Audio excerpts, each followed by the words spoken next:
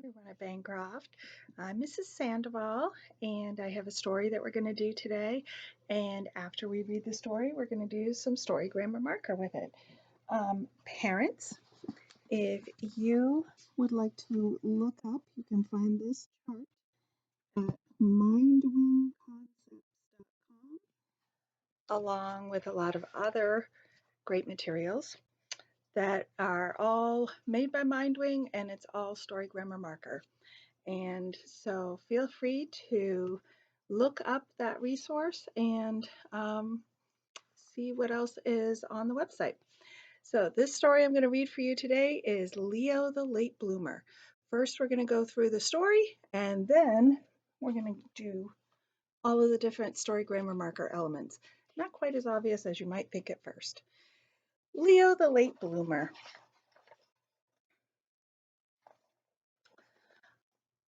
Leo couldn't do anything right. He couldn't read. He couldn't write. He couldn't draw. He was a sloppy eater. And he never said a word. Maybe we should have him in speech. "What's the matter with Leo?" asked Leo's father. "Nothing," said Leo's mother. "Leo is just a late bloomer." Better late than never, thought Leo's father. Every day, Leo's father watched him for signs of blooming. And every night, Leo's father watched him for signs of blooming. "Are you sure Leo's a bloomer?" asked Leo's father. "Patience," said Leo's mother. "A watched bloomer doesn't bloom." So Leo's father watched television instead of Leo. The snows came. Leo's father wasn't watching, but Leo still wasn't blooming. And it looks like a lot of the other animals are blooming. The trees budded. Leo's father wasn't watching, but Leo still wasn't blooming. And again, a lot of the other animals are blooming. Then one day, in his own good time, Leo bloomed. He could read. He could write. He could draw. He ate neatly.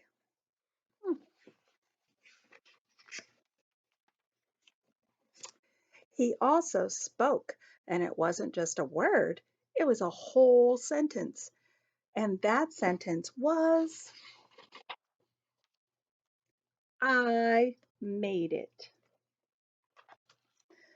So now we are going to go through this story and we're going to talk about all the different parts of the story.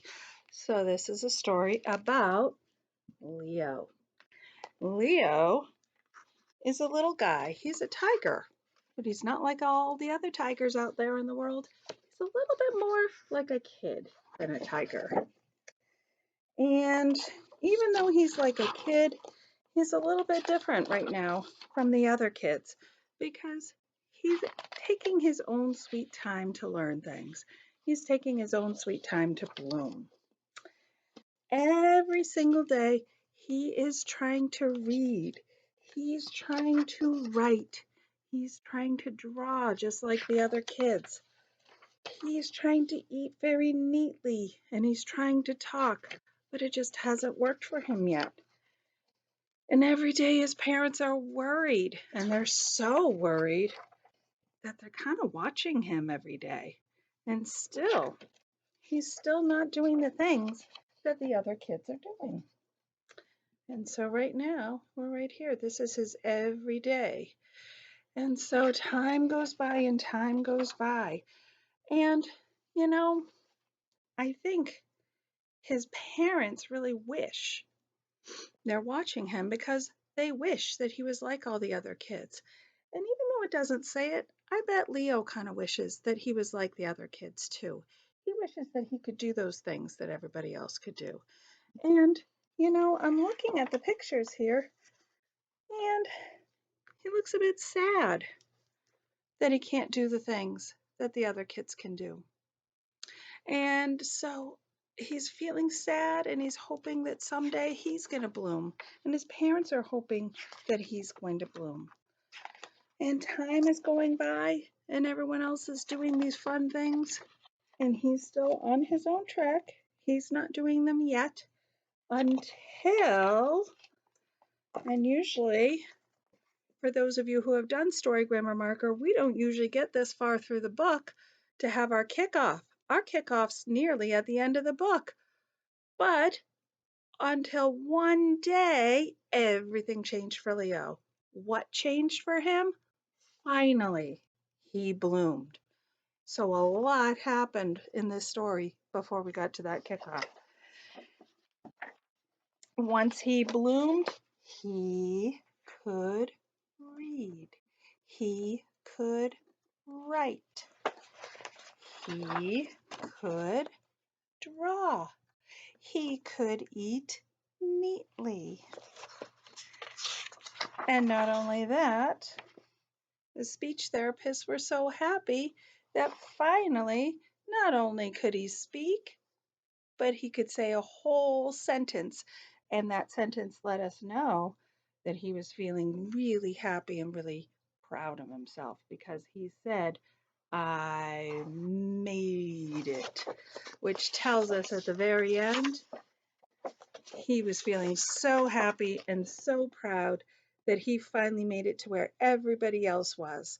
And so, what he had been wishing for all along, which was that he would learn all those things that everybody else learned, he finally made it.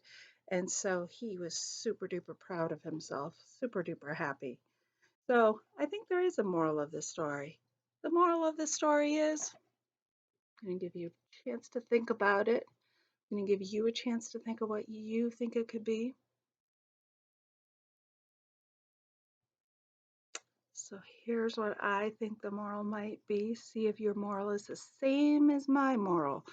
I think the moral of the story might be, have a little bit of patience, right? Because just because you didn't bloom or people didn't bloom at the same time as Leo doesn't mean you won't. Everybody blooms in their own time. It might take me a little longer to learn something than someone else. That doesn't mean I can't learn it. Doesn't mean I can't do it.